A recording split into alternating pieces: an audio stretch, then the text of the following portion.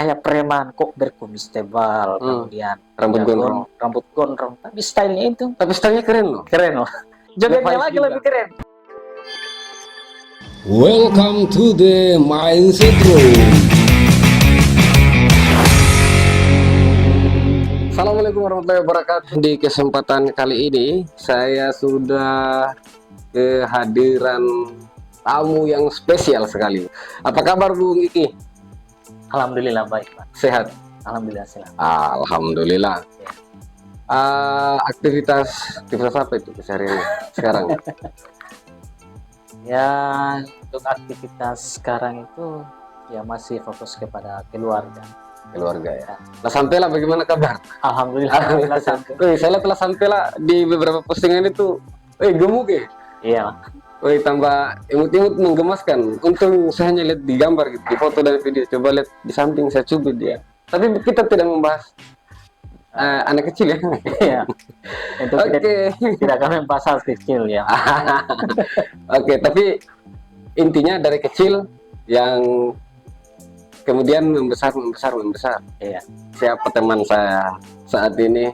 Wakatobi Multimedia itu siapa sih di baliknya? Ini dia orangnya. Wakatobi Multimedia sudah lama juga ya? Bisa diceritakan dulu Bung Iki. Iya, memang Wakatobi Multimedia itu memang sudah lama. Jadi sebenarnya dibuat sekitar tahun 2014. 2014. Wow. Sekarang sudah 2022. Cukup lama. Cukup lama ya. Jadi memang akun itu saya buat pada tahun 2014, tapi memang belum bergelut di bidang kreator. Hanya dalam bentuk pembuatan akun biasa saja. Ya. Misalkan untuk menonton YouTube atau sebagai akun pendaftaran media sosial seperti Facebook, Twitter atau Instagram, memang saya buat akun itu. Tapi kalau untuk yang lainnya seperti tim atau kreator yang lain tentang perkembangan bagaimana membuat channel atau lain sebagainya, itu belum. Itu terbentuk tahun 2019. Iya. 2019 memang dibentuk bersama dengan teman-teman saya. Nah, di 2019 ini saya sempat dulu lihat di postingannya. Ini kan awalnya kalau nggak salah ya, saya lihat itu dia dalam bentuk fanpage atau halaman di Facebook. Di situ ada muatan terkait pertanian, di situ ada, terus agrowisata ada, terus wisata ya Wakatobi lah, bagaimana Wakatobi sebagai pariwisata. Memang apakah memang dulu dibentuknya untuk cenderung ke pengembangan pariwisata atau promosi pariwisata Wakatobi atau bagaimana? Bisa diceritakan? Ya, memang benar bahwasanya dari awal Wakatobi Multimedia itu ya bergerak di semua bidang keseharian kita, masyarakat kita yang ada di Wakatobi. Apakah itu nelayan, kemudian petani, kemudian lokasi-lokasi wisata, ataupun kegiatan mereka sehari-hari, memang fokusnya di sana. Iya. Bahkan ada beberapa konten yang kami buat itu bukan hanya mendasar kepada Wakatobi semata, bukan. Mungkin di luar Wakatobi, misalnya di Buton, di Bombana, Kabaena, masuk Buton Utara, kan sampai di Konawe hingga bagian Kolaka. Sebenarnya semua fokus di situ. Tentang keseharian ya? Tentang keseharian mereka di sana. Universal dia? Iya, universal. Tapi lama-kelamaan semuanya bergeser. Karena memang sudah tuntutan hidup seperti itu. Iya. Karena memang kebutuhan. Jadi awal mulanya itu untuk perlu diketahui bahwasanya awal mulanya kan tentang itu. Tapi lama-kelamaan dia bergeser bahwasanya ketika orang mendengar namanya WM itu identik dengan acara musik atau misalkan. Nah, nggak gini dulu. Saya hanya penasaran, 2019 bergeser. Bergesernya ini apakah timnya yang mulai berada pada kesibukan masing-masing atau seperti apa ini? Ya memang ada di lain pihak ada memang sebagian tim orang-orang terdekat saya yang memang melanjutkan perkuliahan. Akhirnya teman-teman saya untuk melanjutkan konten itu memang saya jalankan sendiri.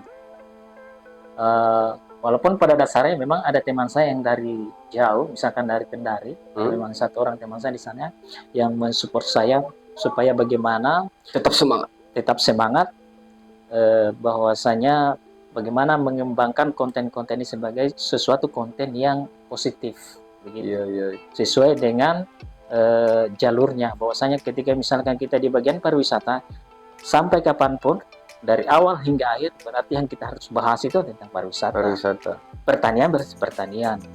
Mungkin kegiatan nelayan, misalkan menyuluh, memancing dan lain sebagainya, itu memang harus fokus di jalur itu. Itu sebenarnya yang Bung Iki pilih pariwisata. Berjalan berapa lama pariwisata? Artinya konten promosi pariwisata atau terkait kepariwisataan Wakatobi lah, destinasi misalkan. Kalau untuk proses perjalanannya cukup lama ya, kurang lebih hampir 2 tahun terakhir. 2019 sampai 2021 akhir. Iya. Jadi memang awal mulanya seperti itu. Jadi misalkan ada kegiatan-kegiatan masyarakat, dan alhamdulillah banyak teman-teman dekat juga. Ada misalkan kegiatan di Bajo, mereka menghubungi saya, Pak, datang jalan-jalan di Bajo, kita bikin konten misalnya memancing sama Bajo, atau mungkin jalan-jalan misalkan ke Tomia sama teman-teman, Bang, yuk kita jalan-jalan ke Tomia. Sambil jalan-jalan sambil bikin konten. Makanya saya mau.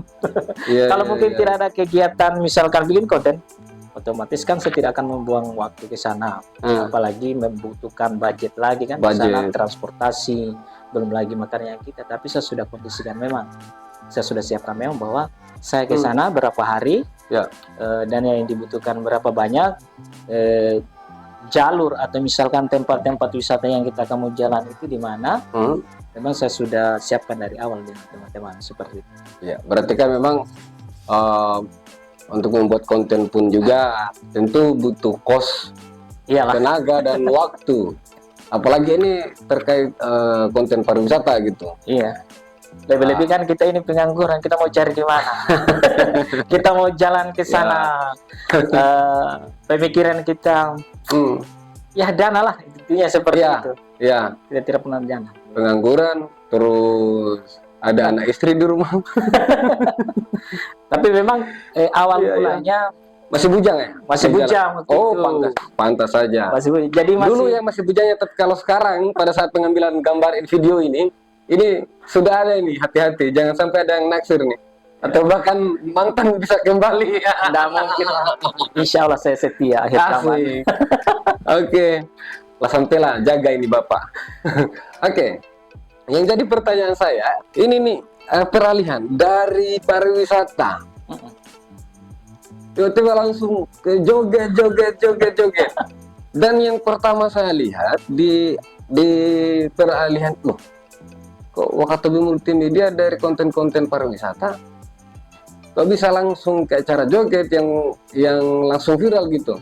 Itu yang saya ingat betul, itu yang Om Kumis, Om Gondrong itu. Yang Gondrong, yang dari Kaledupa. Nah, gimana ceritanya kok bisa langsung ke acara joget itu?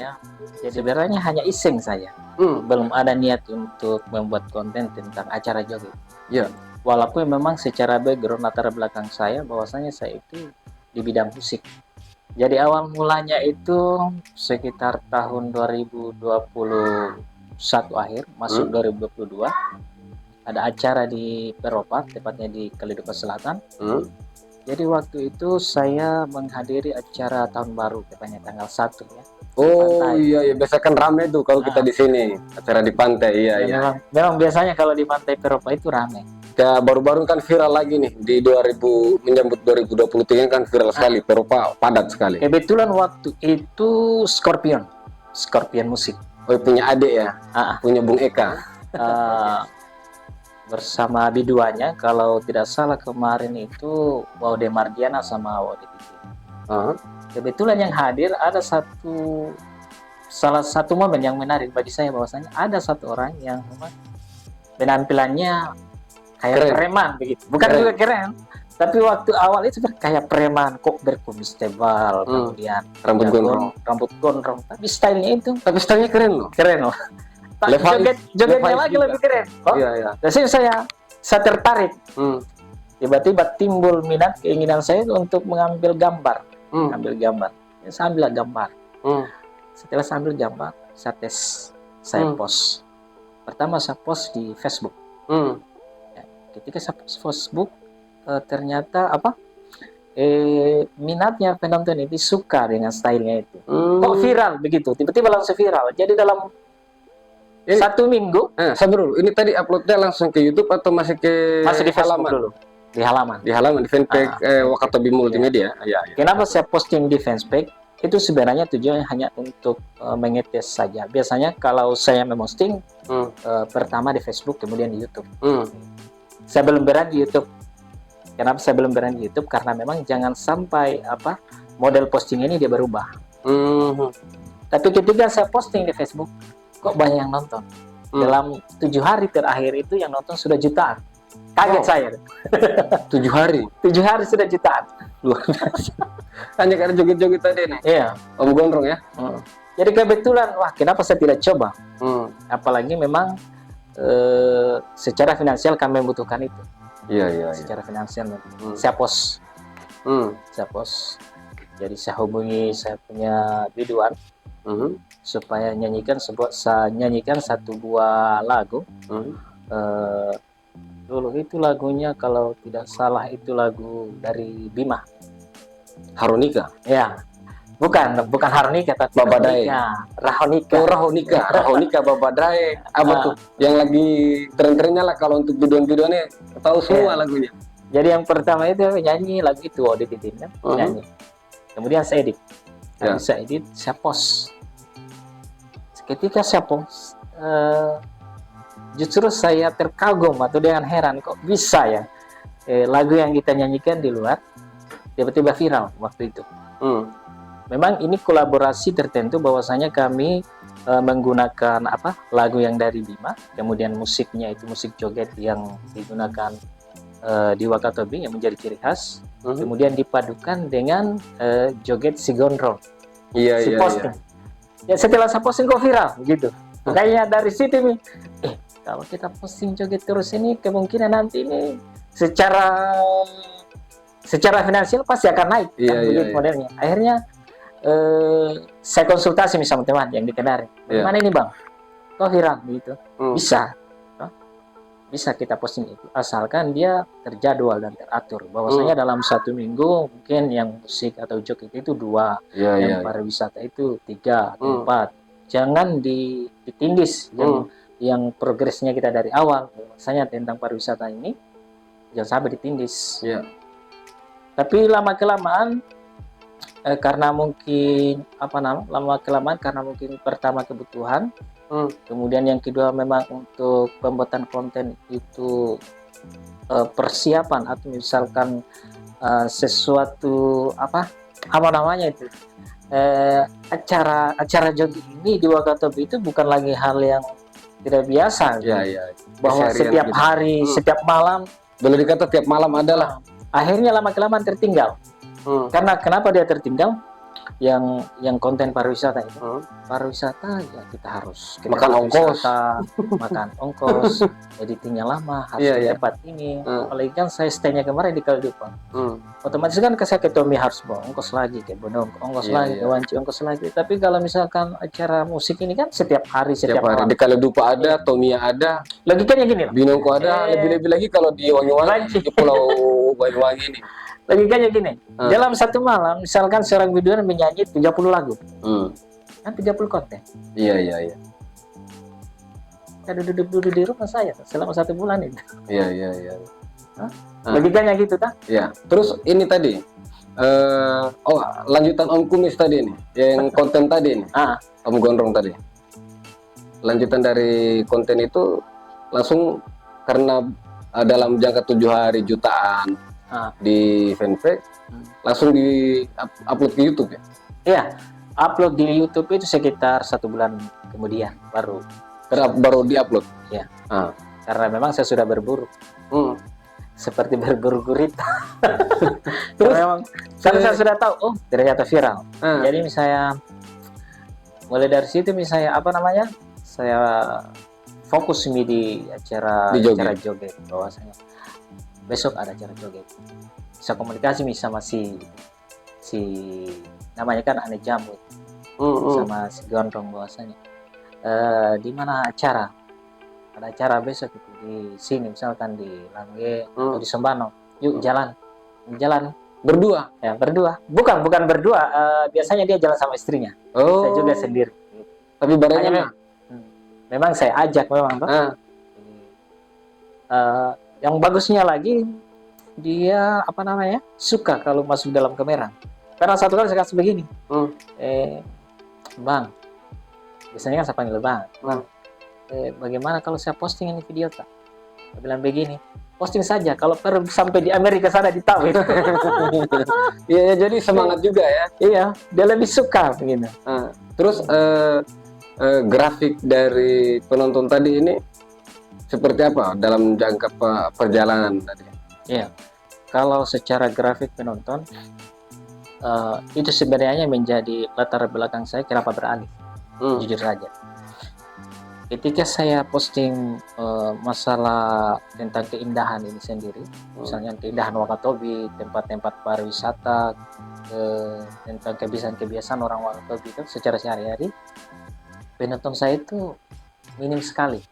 Satu hari paling tinggi 200, bahkan ada yang tidak sampai 160, 80-an. Dari sini bisa berpikir bagaimana ini barang supaya dia berubah, penonton yang tadinya itu minim kemudian masuk ke standar, kemudian paling tinggi. Di situ misalnya punya komitmen sama teman bahwasanya bagaimana supaya penontonnya bagus. Dilihat dengan postingan sebelumnya si Gondrong tadi itu bahwa penontonnya bagus, akhirnya saya posting tentang masalah musik tadi. Akhirnya penontonnya lama-kelamaan dia berkembang hingga sekarang begitu. Berarti dari progres bahwa ingin mengeksplor Wakatobi sebagai namanya juga kita masyarakat Wakatobi ya, kita bangga juga lah ketika pariwisata kita ini berkembang. Namun ternyata hanya segitu jadinya. Lebih menang jogetnya Om Gondrong tadi nih. Nah, sekarang yang jadi pertanyaan saya sudah kemana saja Wakatobi Multimedia selain di Wakatobi, misalkan berburu musik atau joget gitu? Sejak memang untuk masalah berburu misalkan konten ini, sebenarnya saya lebih menyesuaikan keadaan. Maksudnya seperti Ketomia ya. Kalau Ketomia itu memang kalau untuk progresnya mau ambil konten hanya untuk joget memang tidak ada. Hanya memang disesuaikan dengan keadaan. Semisalnya ada keluarga yang di sana yang menikah, jadi kita ya adalah waktu luang untuk ke sana sambil membuat konten seperti itu. Tapi kalau untuk misalkan untuk sengaja berniat untuk ke sini, beda. Misalnya di Wanci, di Wanci memang sudah progresnya seperti niat betul ya. Sudah ada lah terjadwal di bukunya. Kalau terjadwal ya tidak, kita menyesuaikan sama pengumuman yang ada di Facebook saja, Bu. Ada acara joget malam. Kita lah ke sana sama teman-teman. Gitu. Tapi saya sempat juga dengar bahwa sampai ke daratan Buton juga pernah ya? Iya, pernah. Terus di Konawe, Kolaka bahkan. Iya.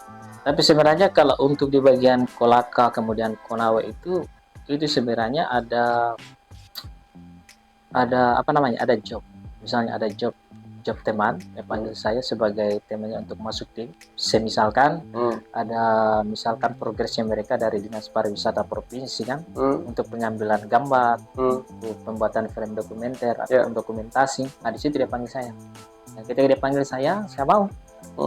Nah, ketika misalkan di sana kan untuk di sana progresnya di sana bukan masalah joget sebenarnya. Iya. Bukan masalah joget. Berarti tinggal mengisi saja waktu tadi. Tapi mengisi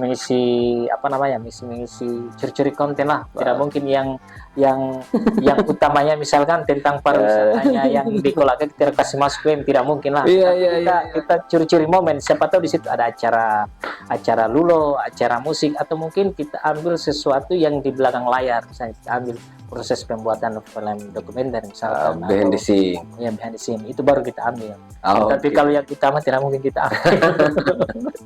Oke. sebelum Bung datang tadi saya sudah ada chattingan juga nih sama teman. Ketika Bung Iki datang ke podcastnya Bang Asrul, tanyain dong, apa tantangan selama konten UM berjalan? Kalau untuk tantangan, mulai dari awal sebelum memang tentang musik, memang sudah banyak sekali tantangan. Tantangan itu mengenai UM ini, yang utama itu adalah ketika proses pendaftaran. Proses pendaftaran 3 kali gagal dalam monetisasi YouTube.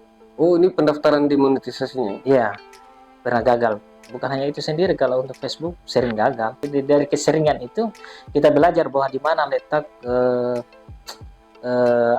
pelanggaran-pelanggaran yang kita buat dalam tim kreator itu sendiri. Itu yang menjadi tantangan kami, bahwasanya beberapa kali mendaftar memang gagal, tapi karena adanya kesabaran, kemudian kerja keras, kemudian komitmen kami untuk tetap melanjutkan sambil mempelajari kesalahan-kesalahan ini sendiri, akhirnya berhasil. Nah, ketika berhasil, memang tidak sampai berhasil begitu juga, memang banyak tantangannya.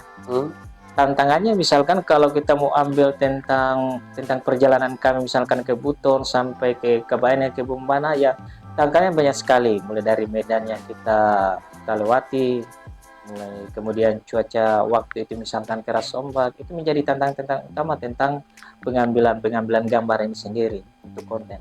Lebih-lebih tentang tantangan dalam musik, karena memang ada sebagian orang itu yang tidak mau untuk masuk dalam video. Tidak mau masuk dalam video, sementara dia lakukan jogetnya ini di ruang publik juga. Itulah sama saja kan? Iya. Tapi mungkin karena jangkauannya dia lebih luas.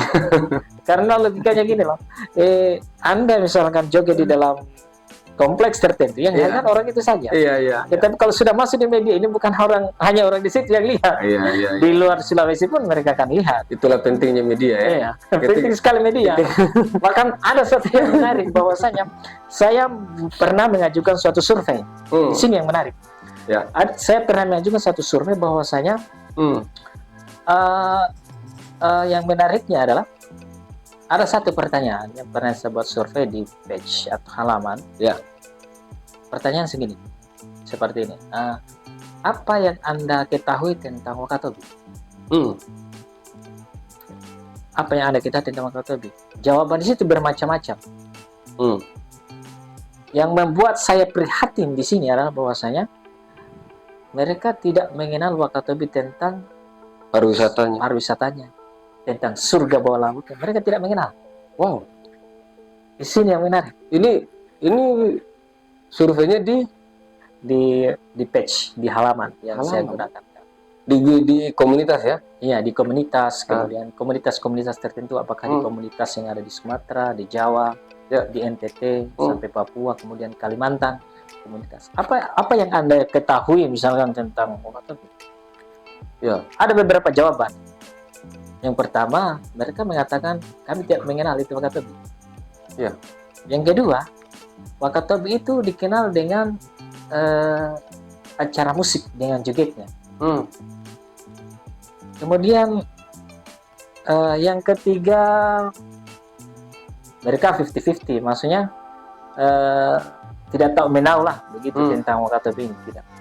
Tapi memang ada juga beberapa memang yang mengatakan bahwa Wakatobi itu identik dengan lautnya, dengan surga lautnya. Tetapi dari pariwisata underwaternya, tapi dari kalau kita menghitung dari 100% untuk pariwisata itu 10%.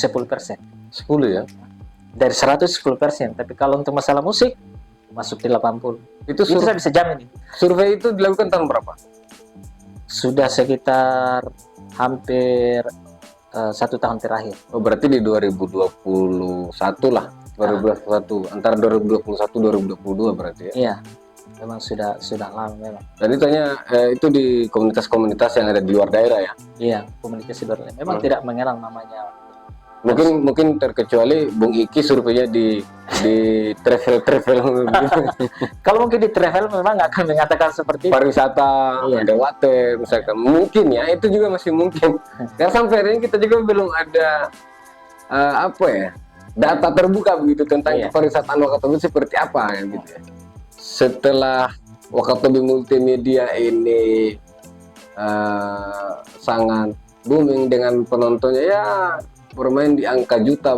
Yang ingin sampaikan ke teman-teman yang baru merintis, intinya kita sesama tim kreatif itu kita saling support lah, kita saling dukung, tetap sabar, kemudian tetap belajar. Selain itu kita harus mempunyai ide-ide yang cemerlang, yang baru. Jadi kesuksesan itu sebenarnya kita harus memunculkan ide dan kreativitas yang baru atau yang unik lah seperti itu, supaya jangkauannya memang luas. Karena memang penonton itu rata-rata mereka mencari sesuatu yang unik, kemudian yang baru, kemudian mempunyai kreativitas dan imajinasi yang tinggi. Tapi sebenarnya kalau saya boleh jujur, bagi saya UMI itu sebenarnya ya standar lah. Saya tidak bisa katakan sebagai sesuatu yang kreativitas, karena memang kita mengambil dalam keadaan lingkungannya kita sudah seperti itu. Iya.